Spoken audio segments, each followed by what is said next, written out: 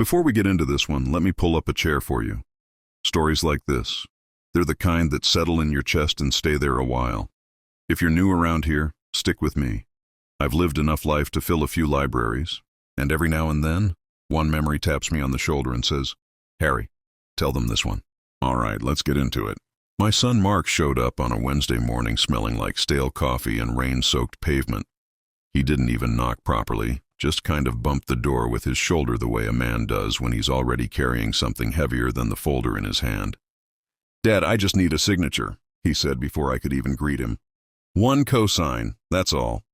Now I've lived 68 years and I've seen desperation, genuine desperation. But what I saw in his eyes wasn't fear, it was hurry. A kind of frantic hurry that comes from hiding something behind your back." He sat at my kitchen table, the old oak one with the dent from when he dropped his toy fire truck at age 7, and he spread out the mortgage papers. His fingers drummed against them, fast, restless. I could hear the faint buzz of nerves, the way a man buzzes right before telling you a half-truth. "It's a good house," he said. "A new start for me and the kids. I can't get approved without you." I nodded slowly, letting his words roll around in my mind like loose marbles. The kettle hissed behind me, filling the room with the smell of peppermint tea. I poured him a cup, but he didn't touch it. That told me more than anything he'd said out loud. "See, people don't skip tea in my house unless they're trying not to stay long." I asked him a few simple questions. Income, interest rate, why this house, why now? But his answers came out too polished. Not lies, not exactly, but not lived-in truths either. Then the realtor called him, and that's when I noticed something. He answered, but he stepped into the hallway, lowering his voice. My house is old, but not so old that it can't carry sound from room to room. I could hear just enough to know the tone. Too smooth, too rehearsed, like the voice he used when he was trying to impress someone he already owed money to. When he came back, he folded the papers too neatly, like he was trying to hide the tremor in his hands. "Dad, please, this is the last chance I've got." I wanted to believe him. God, I did. He's my son. But there's a kind of weight a parent feels when the truth is being held just out of reach. And that weight settled on my shoulders that morning, heavier than the rain outside. I told him I'd think about it. He tried to smile, but his jaw tightened before it could form. He hugged me quickly, too quickly, and left the house with that same hurried step. When the door closed behind him, the peppermint steam still lingered in the air, and for a moment I felt something shift inside me. A quiet whisper saying, "Harry, something's wrong here." I just didn't know how right that whisper was. I didn't sleep much that night. The rain kept tapping against the window like it was trying to remind me of something I'd forgotten. Every now and then I'd hear a car pass on the wet road, and it would throw a little beam of light across my ceiling. Funny how the quietest nights are the ones where your mind makes the most noise. By morning, I'd decided to take a slow walk through town, just to clear my head. The air smelled of wet concrete and cedar bark, and the streets still had puddles that mirrored the gray sky. I passed the bakery, the library, the corner pharmacy where I've known the clerk since he had braces. Normal places. Places that don't lie to you. And yet, for the first time in a while, I felt like a stranger in my own steps. I kept replaying Mark's voice in my head, tight, shaky, stretched thin around his words like plastic wrap. He wasn't telling me something. A father knows. A father always knows. By the time I got home, I had made a decision to call the realtor myself, just to ask a few questions. Nothing confrontational, just clarity. But when I reached for my phone, I noticed something strange sitting on the edge of my counter. Mark's old voice recorder. It's a little black device he carried around during the months he tried to start that podcast he never finished. He must have pulled it out of his jacket when he spread the papers out, and forgotten it in his rush. I picked it up. The plastic was still faintly warm from his hand. "Now listen, I'm no snoop. I don't go rummaging through my children's things. I raised Mark to be a man, and I try to treat him like one. But the screen was already lit up, and there was one saved file sitting right there. One single recording. Time-stamped the day before. I told myself I'd give it right back to him. I told myself it wasn't my business. But then the whisper came back. That little warning that curls up behind your ribs when life is about to turn a corner. So I tapped play. The recording started with background noise, wind, A car door slamming, footsteps crunching gravel. Then Mark's voice came through, clearer than I expected. "Yeah, I'll bring him in tomorrow," he said. "He won't ask too many questions. He trusts me." Something in my chest tightened. A man laughed in the background. Had to be the realtor. Mark kept talking. "Look, as long as he signs, we're good. His age helps the numbers, right? He's got stable retirement income. Perfect profile." I froze. The words hit me like stepping into cold water. Perfect profile. Then he said something softer, like he lowered the phone or leaned over something. "I don't think he'll be around long enough to complicate anything. We just need the approval." There it was. Calm, casual, like he was talking about a piece of furniture. A long silence followed. I stood in my kitchen, hands shaking, peppermint scent still faint from yesterday's cup. I could hear cars in the recording, faint honks, the low hum of traffic, normal sounds, but they didn't soften anything. The realtor's voice came next. "So the house transfers smoothly later?" Mark answered with a quiet, firm, "Yeah." I stopped the recording. Not because it ended, it didn't, but because I'd heard enough. I set the device down on the table. My hands were trembling so badly I had to grip the edges of the counter just to steady myself. I wasn't angry yet. Anger comes hot. This came cold, heavy, like someone had placed a stone right in the center of my chest. I stared at the window. The sky had cleared and sunlight was cutting across the table, landing right where the recorder sat. Funny how the world keeps moving, even when your heart stumbles. I don't remember sitting down, but I found myself in my favorite chair, the one that faces the little maple tree in my yard. The wind rattled the branches. I watched a single leaf fall, the kind that spirals slow before it touches the ground. That was when the anger finally arrived. Not loud, not explosive, just a steady, rising heat. And beneath it, a question I wasn't ready to answer. How long had he thought of me this way? A burden, a shortcut, a ticking clock he could use to bargain with. I picked up the recorder again, staring at it like it was some foreign object. Then I slipped it into my drawer, closed it quietly, and stood up. If my son wanted to use my years, my name, my life, then before he got another inch, I needed to find out just how far the truth went. And I needed to protect myself before it was too late.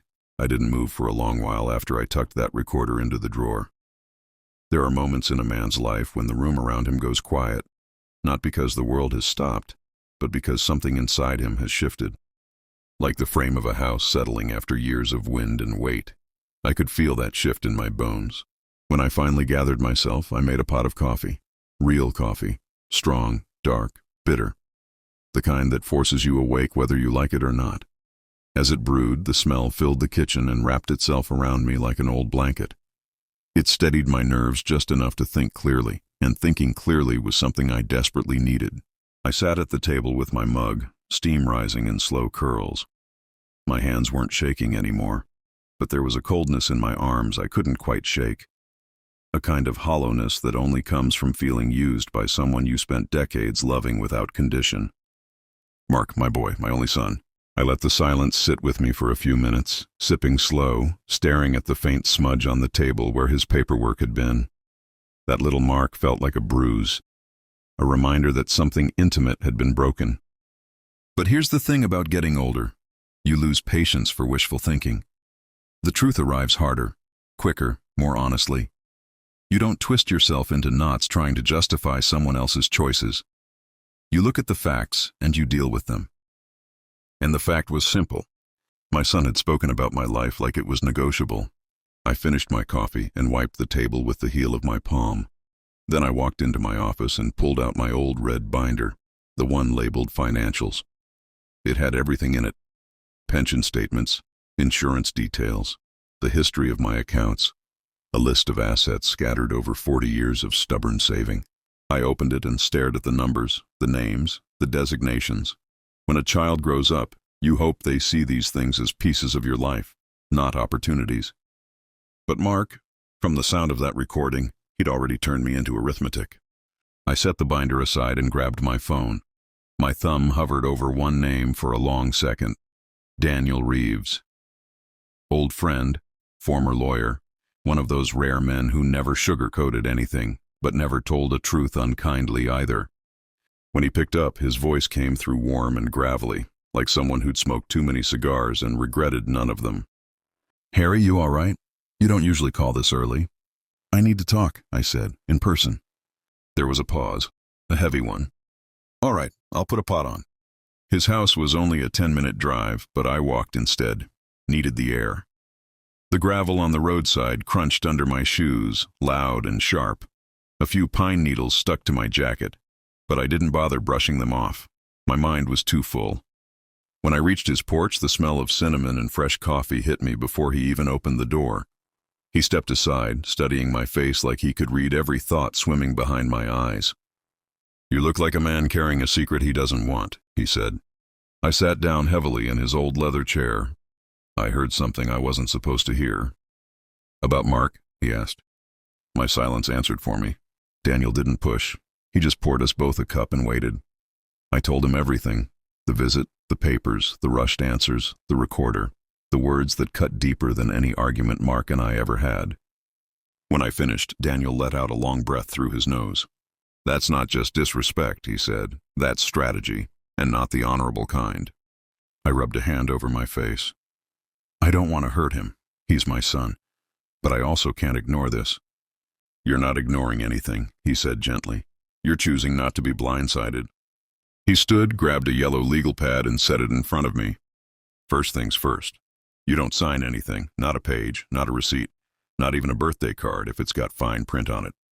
Despite everything, I almost laughed. "Second," he continued, "you protect your assets, all of them. I'll help you restructure, quietly. You can still support him if you want, but on your terms, not on the back of some prediction he made about your mortality." Hearing it out loud made my jaw tighten. Daniel leaned back, studying me again. "What do you want to do about Mark?" "I want the truth," I said after a long moment. "From his mouth, not from a recording. I want to know why he thought of me that way." "You planning to go in hot or quiet?" "Quiet," I said. "Loud never taught him anything." He nodded. "Then let the paperwork sit for now. Let him think you're considering it. Meanwhile, we get you insulated. And when you're ready, you face him." We talked for another hour, laying out the bones of a plan. Nothing vengeful, nothing cruel, just firm ground under my own feet again. When I left his house, the sun had shifted west, painting everything in that late afternoon gold that makes even cracked pavement look warm. I felt steadier, not happy, not even close, but anchored. By the time I got home, the courage I'd lost that morning had climbed its way back up my spine. But courage doesn't erase pain. It sits beside it. I opened the drawer and took out the recorder again. I didn't play it. I just held it, feeling the weight of it in my palm. A tiny piece of plastic and metal revealing something I didn't want to know but needed to face. As the sun dipped lower, I spoke out loud, not to anyone in particular. "He's still my son," I said, "but I've got to be my own man too." The house was quiet. The air smelled faintly of the cedar polish I'd used on the table earlier. Somewhere outside, a dog barked twice, then fell silent. I slipped the recorder into my pocket. Tomorrow I'd call Mark. Tomorrow I'd find out if there was anything left between us worth saving. But tonight I let myself feel the weight of the truth, heavy and undeniable. Because sometimes a man needs one quiet evening to let the storm settle before he walks into the eye of it. The next morning came slow, like it was tiptoeing around me. I woke before the sun had fully climbed the sky, the lights still pale and sleepy. My house felt colder than usual, though the thermostat hadn't changed. Grief does that. Slips into the walls, settles into the air. I made oatmeal I barely tasted, poured coffee I didn't finish. All the while, the recorder sat on the table beside me like an unwanted guest. I kept glancing at it, not because I needed to hear it again, but because it reminded me I wasn't imagining anything. Sometimes pain needs proof before you can face it. I'd promised myself I would call Mark today, but as I sat there staring at the phone, I realized something important. If I called him, he'd prepare himself. He'd rehearse. He'd armor up with excuses, half-truths, and maybe even apologies he didn't believe. No, I needed to see his face. I needed the real thing. The kind of truth that only shows up when a man doesn't have time to hide behind words. So I grabbed my jacket, slipped the recorder into the pocket, and stepped outside into the crisp morning air. The sky smelled of dew and pine sap, and the road still shined with a thin silver film from last night's fog. My boots made a soft thud on the porch as I walked down the steps. Mark lived only 15 minutes away, short enough to drive, long enough to think, and I thought the entire way about the kid he was, the man he became, and the space between what I taught him and what he chose. When I pulled up to his house, I noticed the blinds were half drawn like he'd been pacing inside. His car was in the driveway. A kid's bike lay on its side near the porch. That sight alone twisted something in my chest. My grandkids.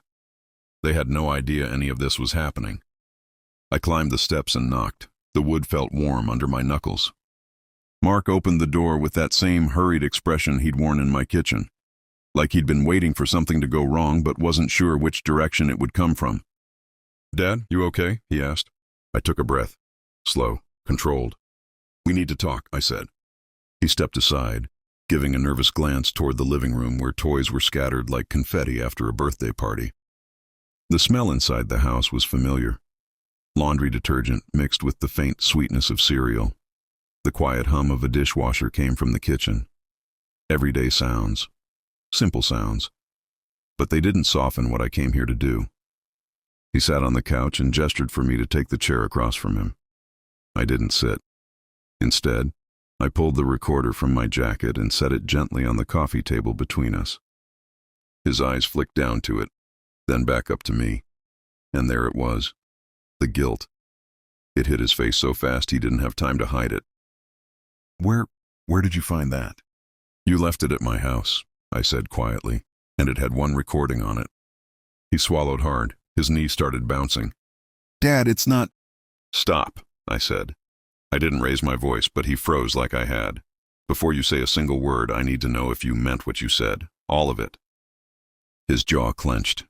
His eyes darted to the hallway, maybe checking if the kids were listening. He exhaled slowly, then rubbed both hands over his face. "I was under pressure," he said. "The realtor needed reassurance. I was trying to make the deal sound solid. I didn't mean it the way it sounded." "Then how did you mean it?" I asked. Silence, heavy, thick. It filled the room the way fog fills a field, quiet and suffocating. "Dad, I didn't think you'd ever hear it," he whispered.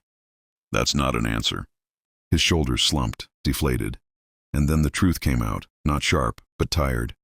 "I'm scared," he said. "I'm drowning financially. I didn't know what else to say to get the approval. I thought, if they believed you were a stable background, maybe they'd push it through." "And the part about me not being around long enough to complicate anything?" I asked.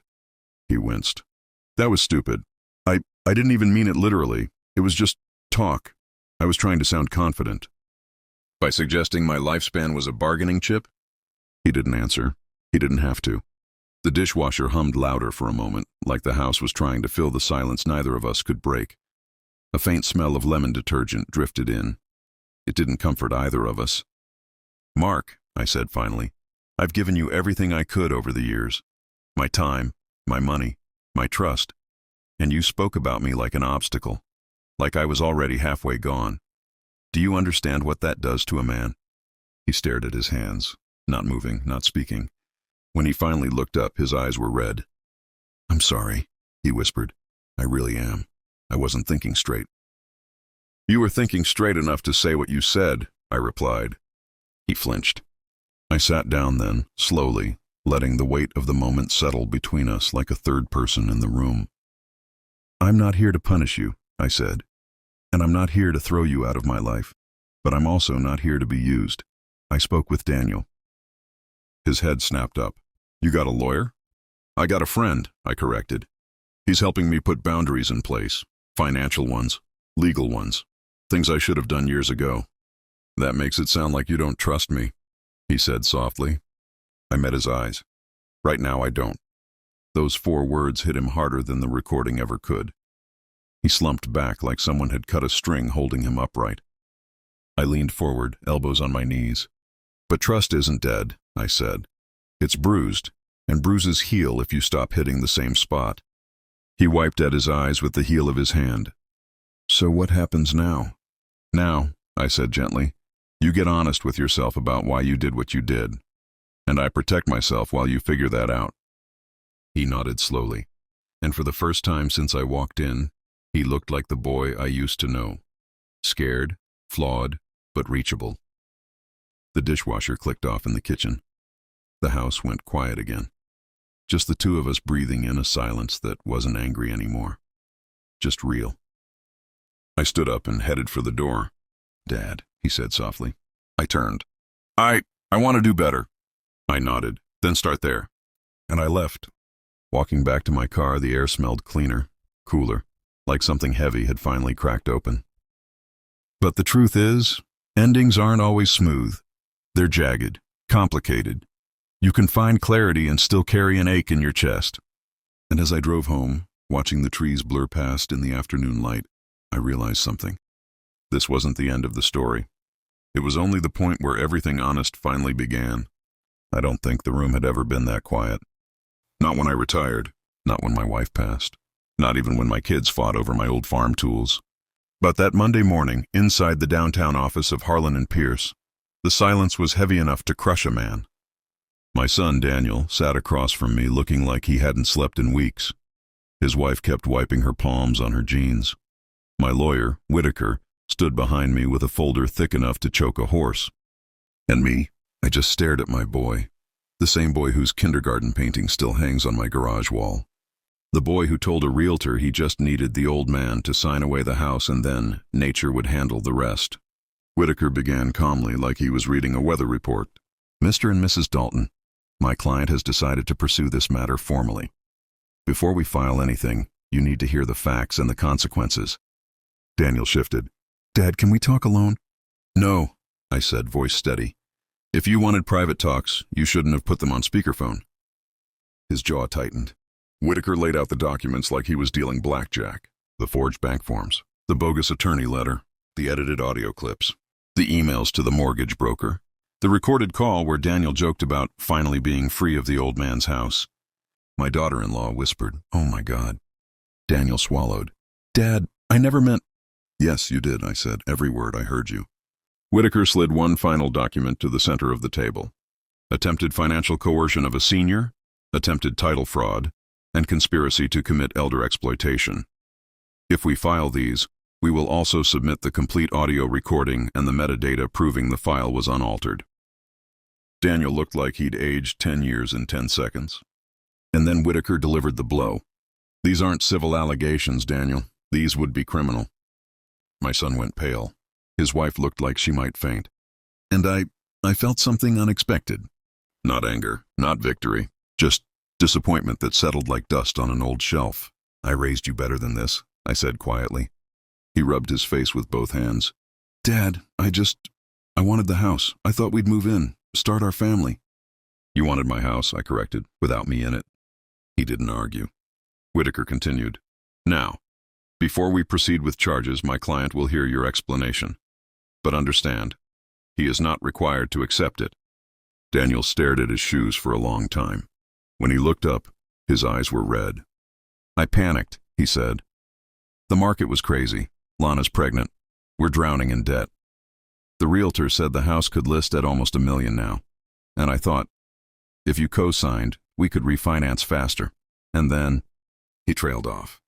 "Then what?" I asked. He opened his mouth, then shut it. He would not say the words until he dies.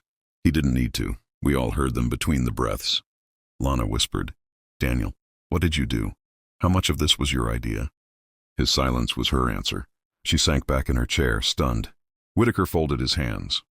"Mr. Dalton, the law does not excuse panic, and it certainly doesn't excuse planning to isolate or remove an elderly parent to secure an asset." Daniel's voice cracked. "Dad, I'm sorry."